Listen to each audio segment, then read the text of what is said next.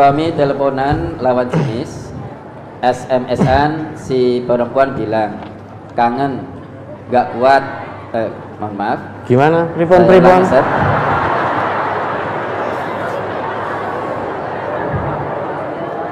Suami teleponan lawan jenis, SMS-an, si perempuan bilang kangen, gak kuat bangun mas, lemes mas.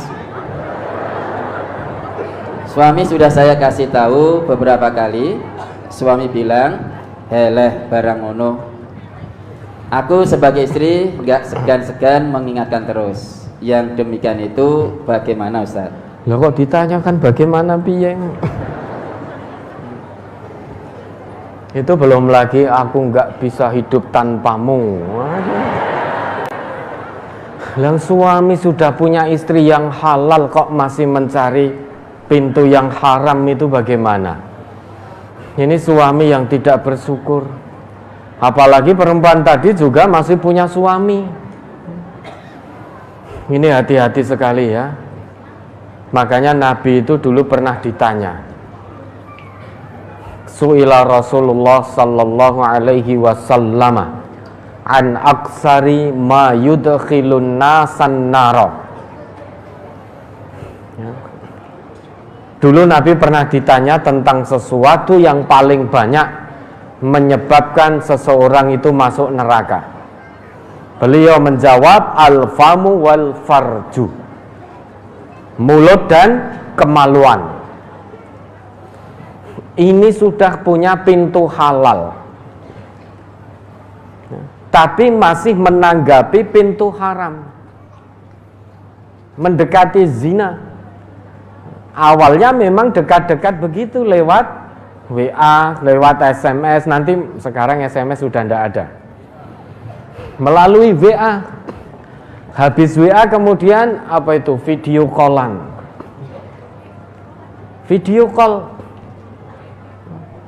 Kemudian meningkat lagi, masing-masing melihat aurat satu dengan yang lain. Naudzubillah. Lama-lama bertemu di rumah makan, masih dilihat orang banyak. Lama-lama wah kok ora asik.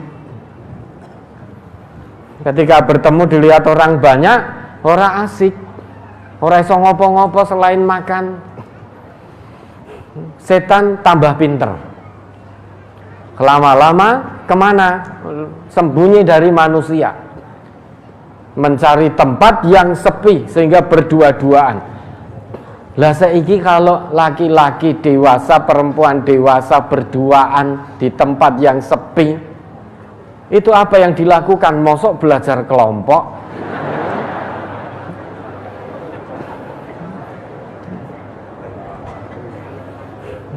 Mosok buat makalah? Wes toh, setan itu lebih pinter, iblis itu lebih pinter dari manusia. Jangan berkata heleh kalau mung kaya ngono. Setan itu lebih pinter. Setan itu punya 1001 cara. Dengan cara satu gagal, pakai kedua, gagal, pakai ketiga, dan seterusnya. Sampai-sampai Nabi Adam alaihissalam bersama Siti Hawa itu pernah tergelincir memakan buah larangan karena bujuk rayu setan. Namun beliau berdua langsung bertobat, dan tobatnya nasuha betul, diterima oleh Allah. Ini membuktikan setan iblis itu lebih pinter.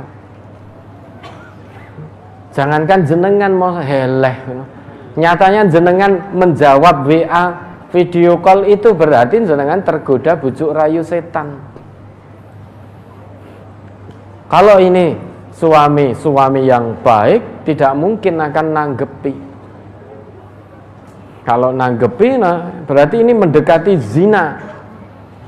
Sedang zina itu perbuatan keji, dekat zina saja tidak boleh, apalagi zinanya. Wala taqrabuz zina, innahu kana fahishatan wa sa'a sabila. Jangan kamu dekat-dekat dengan zina, Karena sesungguhnya mendekati zina itu perbuatan yang keji dan jalan yang sangat buruk, dibenci oleh Allah. Sudah Allah beri pintu halal, masih ngeladeni pintu yang haram. Memang kalau hati itu sepi dari iman, itu mudah sekali tergelincir dalam bujuk rayu setan. Sebulan berumah tangga, mungkin masih dunia seperti milik berdua. Setahun, 2 tahun, 3 tahun, 4 tahun, 5 tahun mulai kasar pada istri, bosan dan lain sebagainya. Sehingga melihat rumput tetangga itu lebih,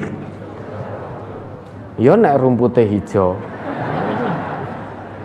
rumput tetangga lebih hijau. Melihat istri tetangga lebih menarik. Padahal sebetulnya sudah dianugerahi oleh Allah istri yang cantik, tapi melihat istri tetangganya ternyata lebih cantik.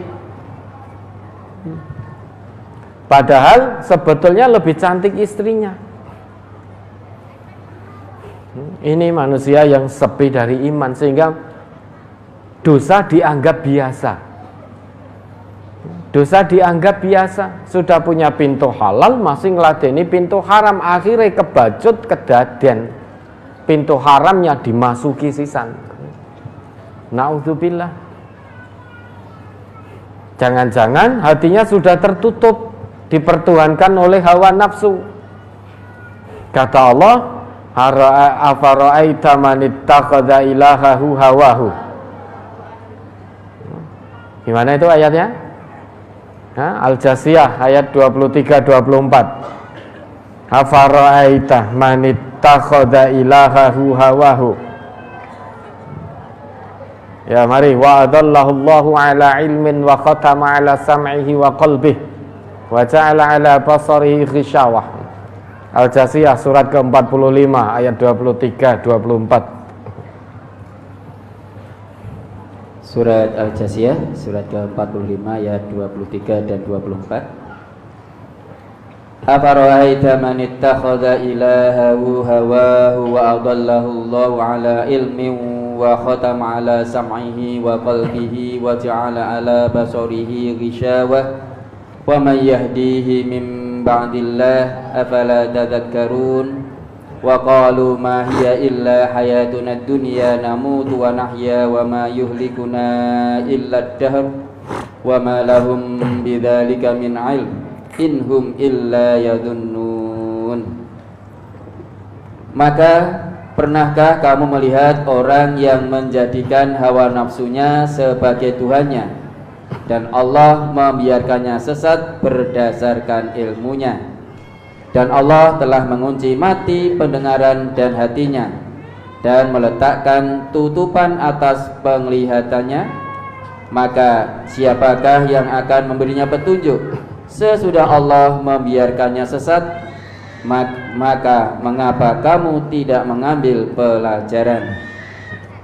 Dan mereka berkata, kehidupan ini tidak lain hanyalah kehidupan di dunia saja.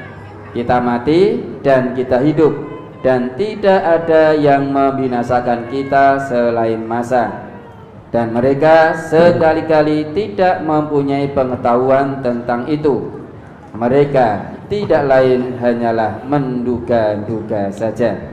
Nah, ini orang tandanya atau ciri-ciri orang yang mempertuhankan hawa nafsu. Jadi senantiasa mengikuti apa kata hawa nafsunya.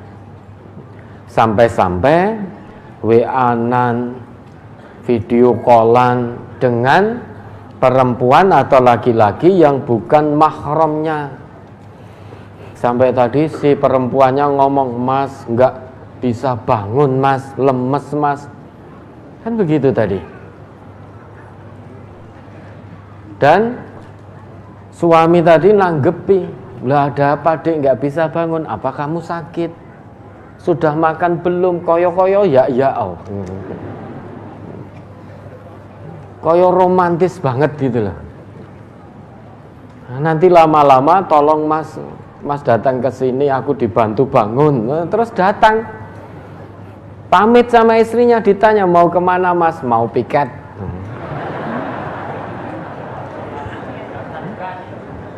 Miketi istrinya orang. Dari bantu bangun kemudian ya sudah. Berlanjut setan itu kalau menggoda manusia tidak akan pernah berhenti sebelum tuntas. Atau setannya sampai putus asa. Jadi sampai tuntas dulu. Kalau WA tidak bisa bangun, lama-lama datang ke sini Mas, dibantu bangun, terus diajak makan. Mungkin lagi rendah tensinya, belikan sate. Kemudian setelah itu mampir ke hotel atau kemana. Terjadi hal-hal yang tidak diinginkan. Kemudian delalai si perempuannya dari hubungan itu, kemudian ada janin di dalamnya, terus piye iki. Setan bisi wis gugur kayak wae. Pokoke nganti pol tenan gitu loh. Ketahuan orang lain, akhirnya bagaimana wes timbangnya kowe isin gantung wae. Akhirnya gantung, sudah. Sampai pol ini orang yang mempertuhankan hawa nafsu. Diingatkan oleh istrinya solehah alhamdulillah. Ngerti suaminya jalannya salah. Diingatkan oleh istrinya terus menerus. Jangan sampai suaminya sampai ke neraka. Tapi malah suaminya marah-marah. Ada tak yang begitu, diingatkan istri malah marah suami? Kowe wong wedok ngertine apa? Wis ora usah kokean ngomong. Iki urusane sing lanang. Kowe wong wedok meneng wae wis kono nyapu ngepel umbah-umbah. Suaminya tadi marah karena ketahuan selingkuh oleh istrinya. Untuk menutupi perbuatannya maka mengedepankan marah. Biar istrinya takut tidak tanya lagi. Nek nekat tanya, main tangan akhirnya. Hei para suami, nek istri jenengan jak padu yo kalah no istrinya. Kalah istrinya, tetap kuat jenengan. Tenaganya, fisiknya kuat panjenengan. Kalau memang betul suami ini ibu ya tidak mau dinasehati, bahkan hubungannya sampai sudah sangat dalam, tidak mau dinasehati, kata Allah itu bukan laki-laki yang thayyib. Sedangkan Allah ngendika at-thayyibat lit-thayyibin, al-khabisat lil khabisin. Al-khabisat lil khabisin, perempuan keji hanya untuk laki-laki keji. Wat thayyibat lit thayyibin, perempuan yang baik-baik hanya untuk laki-laki yang baik-baik. Maka kalau masih nekat, apalagi hubungannya sampai dalam sekali, yakinlah itu bukan laki-laki yang thayyib. Apalagi hanya menganggap sepele tadi, Allah mung kaya ngono.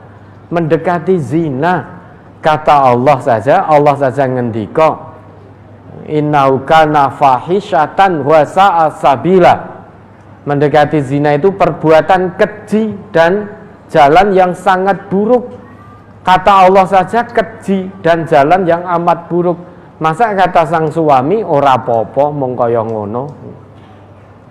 Ya, kalau nanti melihat lagi nasihati. Kalau tetap ngeyel ya itu bukan laki-laki yang thayyib. Ya, ada lagi?